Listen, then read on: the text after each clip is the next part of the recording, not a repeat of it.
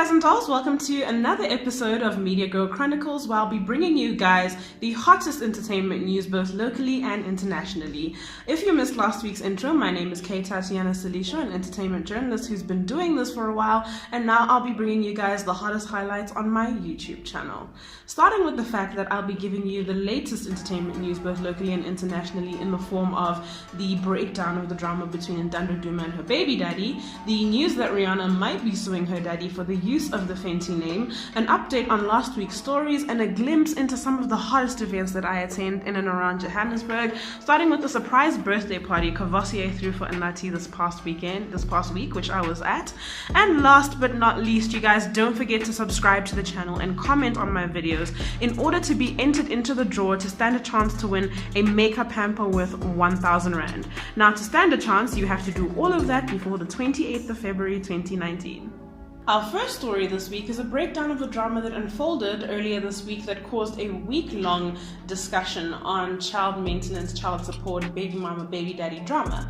Now, the story unfolded between TV and media personality Ntando Duma, who got her start on ETV's Crazy, and her DJ boyfriend, DJ Junior De Rocka, who I think had a DJing/presenting slot on the KZN station Gagasi FM.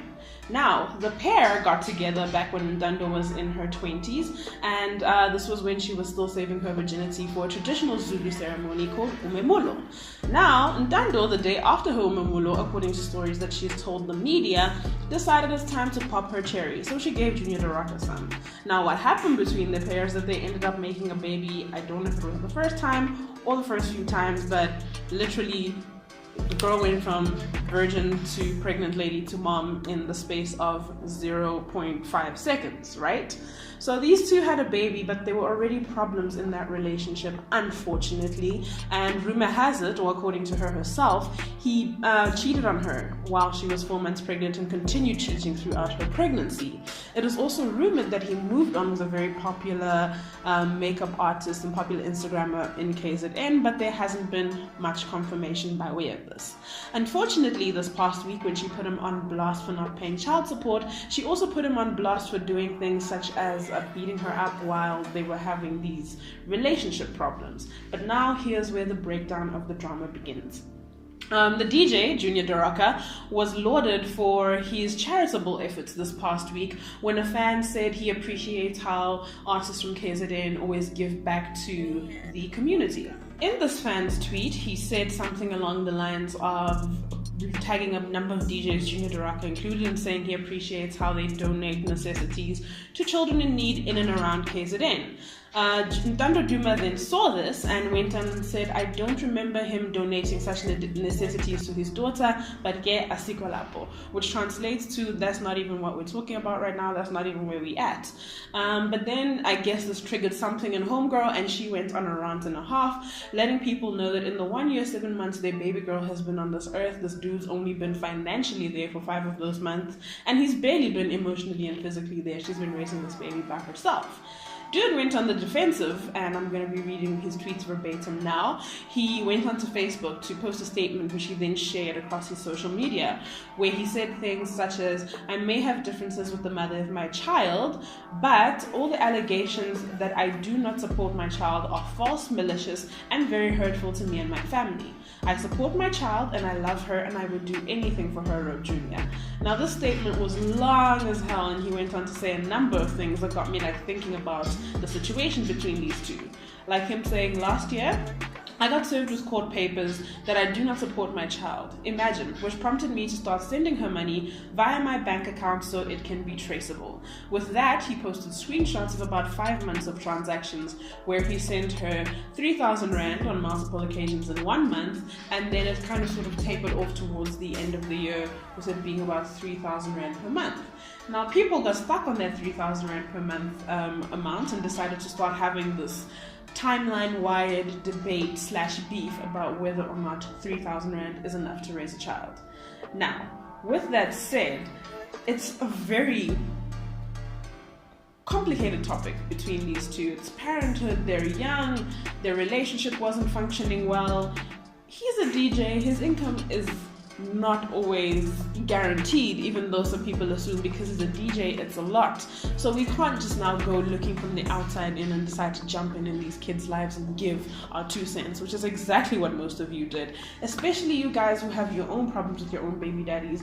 I learned a lot more about your lives than I should have this past week after I posted the exchange between these two onto my Media Girl Facebook page, which you can go like right now. But a lot of you were like, my baby daddy doesn't even acknowledge my child's existence. She should be grateful that she gets 3,000 rand. Girl, that's you and your drama. This isn't Ntando we're talking about here.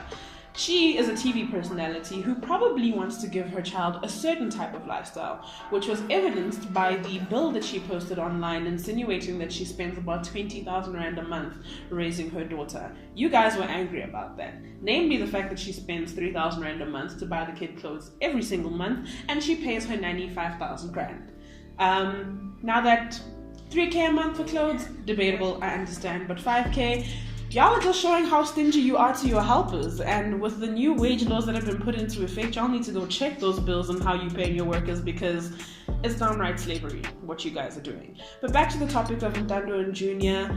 Understandably so, these two have problems. If they've gone to court and the court has ordered that this guy paid this amount every single month, that's just between the two of them. But looking at the things that they said, he said something about not ever getting back into her bed again. That goes to show you that there's a lot more here than we seem to understand between these two, and there was like a whole lot of mess going on behind the scenes, and a lot of people being hurt between the two of them, not just Ntando, based on what Junior has done. But this whole situation was messy as hell.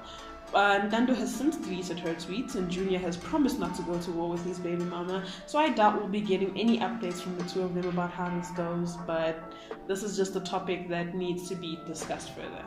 Our second story is one that's very close to home for me because I am the biggest Robin Rihanna Fenty fan you will ever meet. I know your friends might want to fight me for that one, but trust me, it's true. Now, what's happening with Robin Rihanna Fenty is that she's suing her father, Ronald Fenty, and his business partner for their company, Fenty Entertainment, which has been making bookings using her name and promising performances with her that she had no idea about. Now, a few years ago, before Rihanna went on her business ventures and decided to stop giving us music, she trademarked the name Fenty for a number of ventures that she was planning to go on, including the collab with Puma and her now prolific Fenty Beauty makeup range, which recently upgraded to concealer shades that include 50 shades, but are not available in Africa yet. Somebody please talk to Riri and ask her to bring that shit down here. But I digress. Anyway, back to the story at hand. Riri filed a lawsuit this past week on Tuesday the 15th after sending her father various cease and desist letters telling him to stop using the Fenty name, stop using her name, and promising people bookings and performances without her knowledge. Now, her dad has apparently reportedly been making millions according to platforms such as E! Online and Radar Online. And if you think about the contentious relationship the pair have had in the past, especially as a fan who's familiar with Rihanna and the drama that she's had with her dad being not the best dad and having him have an addiction to drugs in the past, you'll understand why this is a contentious issue. Obviously, the pair have been trying in recent years, but I mean, if dude is doing stuff like this, he's only just setting that relationship back. A lot of people have argued that Rihanna is slightly wrong for this because her father is Mr. Fenty and he's the one who pretty much gave her the name. But if she's the one who made the name famous and made it possible for this man to be able to make profit off the name Fenty, I personally feel like she has every right to sue the dude. I don't know how you guys feel about it, but please do let me know in the comments below. And now for an update on last week's stories. You guys will remember I briefly mentioned surviving R. Kelly and the progress on that after the 6-part documentary was released. But now in the wake of that, his distribution company Sony RCA Records has decided to drop the artist from their roster. Now this comes months after the Mute R. Kelly hashtag was started by a few brave women in an effort to get not only fans of R. Kelly and people who support his music to kind of sort of put him on a mute and cut off his source of income at the legs, because it's the only way we can hit this man where it hurts. But now luckily the global brands and places that have co-signed him have decided to wake up to what's really happening. A lot have lauded Sony, while others aren't happy that it took this long for them to get there, but either way, a win is a win, guys. In addition to the R. Kelly drama, your homegirl Celine Dion, who is a famous collaborator of R. Kelly among many in the business, is the first brave collaborator after John Legend, who appeared on the surviving R. Kelly drama, and Omarion, who promised to stop performing some of his tracks that were produced by R. Kelly. Celine Dion has joined the fray by taking any collaboration she has with R. Kelly off of all streaming platforms, starting with Spotify. We definitely commend Celine for doing that. Our next update is in the form of Miss Wendy. God damn it, I miss you, Wendy. Come back to the Wendy Williams show. But unfortunately, she won't be for the next few weeks, as she was recently admitted to hospital. Now, the story goes is that Miss Wendy fractured her shoulder a few weeks ago, so she's been in hospital nursing that. But in addition to that, has had to push her show back by a few weeks due to complications in her health related to her recently diagnosed Graves' disease. But we all know, rumor on the street has it that her husband's been cheating and recently got their mistress, or his mistress, pregnant rather. And the stress of all that getting out, Wendy knowing the news and people knowing the news and talking about her marriage, has set her back a bit, considering the fact that she is suffering from Graves' disease. So because of that, she was admitted to hospital this past week and has had to push her show back by a few weeks. This is an update in that's important to Wendy Williams fans, because she was supposed to be back on her show on Monday, but now she's postponed indefinitely in order to get her health back in tip-top shape. This is unfortunate for us Wendy fans, because now we have to watch all those random people we've never heard of pretend to host her show. And granted, it's the Wendy Williams show, but it's the Wendy Williams show. Those stories don't have the same spice if Miss Wendy is not out here saying she don't touch her pearls, sip her tea, or call people's children oops babies. Now, another part of my job that a lot of people have told me they love is the fact that I attend some of the coolest events in and around Johannesburg. So over the next few weeks, I'll be bringing you guys a behind-the-scenes look at some of the events that I attend. The first one this week was a surprise party thrown for Anatii by Cavassier. Anatii recently turned 26, and he is a well-known Cavassier brand ambassador, so the brand decided to celebrate the boy by throwing him a surprise party at Rockets. They put us on the rooftop, and the homeboy came in, and he looked relatively surprised when they handed him this gorgeous, huge purple cake. The event was attended by Joburg's who's who in the form of the likes of Trezor, Nomza Mombata, Kanya Mkangisa, Sjava, and to everybody's surprise, Danny K. We don't understand how that friendship came about, but he was there nonetheless. Another surprise was Ricky Rick, who was in some weird-ass getup, and I tell you guys, when nobody knew he was there, we're not exaggerating. He had on, like, you know that mask that like Michael Jackson used to wear when he became paranoid about his health and germs and stuff?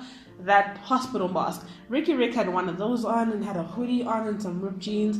And when people saw him, like, nobody paid him no mind, because we all just thought it was some screw dude trying to be extra. But it turns out it was Ricky Rick on yet another one of his experimental aesthetic situations.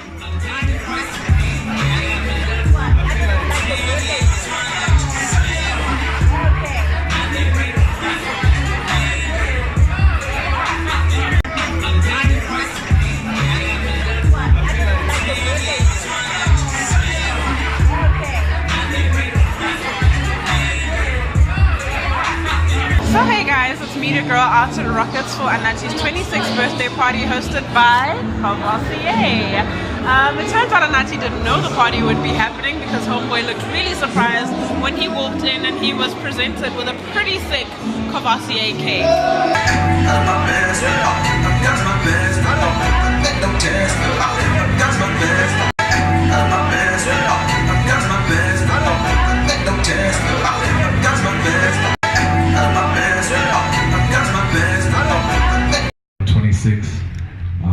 I feel blessed. I'm honored. I feel like, you know, life is just throwing so many amazing things at me right now. I thank God. I thank my family. I thank everybody who's here right now. Thank you to everybody who's been on this wave with me. You know, and I wish that you know, just ride the wave with me. Bless up. Thank you. Now that's it for this week. I hope you guys enjoyed this week's episode, and if you did, don't forget to hit the subscribe button and comment on this video. You can say anything you want, just make sure that I have your name down there so I know to enter you into the makeup draw, which closes on the 28th of February 2019. I hope you guys enjoyed this episode, and I'll definitely be bringing you more. For midweek updates on anything that's happening in entertainment, both locally and internationally, be sure to like, follow, and subscribe to all my pages. It's Media Girl Chronicles on Facebook, at MediaGirl_ZA on Twitter and Instagram.